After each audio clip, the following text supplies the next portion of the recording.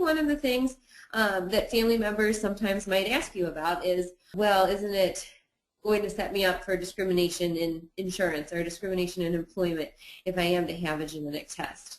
You know, what can happen with this information? And so HIPAA, which is the Health Insurance Portability and Accountability Act, is a privacy law that's been in account for a number of years, since like 2006 or 2008, in which some degree of protection existed. And then GINA, which is the Genetic Information Non-Discrimination Act, really bolstered what HIPAA had said previously. And basically, these laws prohibit the use of genetic information in making health insurance or in employment decisions.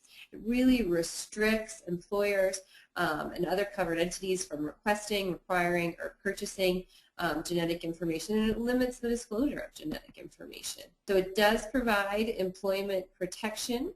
An employer cannot use a genetic test result to, in consideration of hiring, firing, promotions, wages, benefits.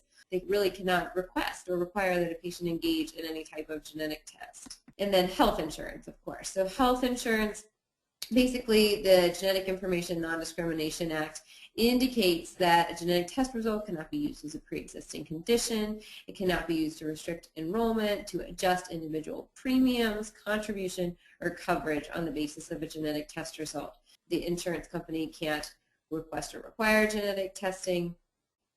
They can't really, there's just basically not opportunity to discriminate against someone on the basis of a genetic test result. Sadly, we've had patients over the years who knew that there was a mutation in their family members and had heard the rumors that discrimination is something that can be an issue for individuals and decided not to have testing for that reason. And the saddest thing that can possibly happen is when that individual then is later diagnosed with a cancer, because that is something that is obviously very serious for the individual and for all of their family members, and it's really avoidable. Insurance is not something that should be an issue of concern at all.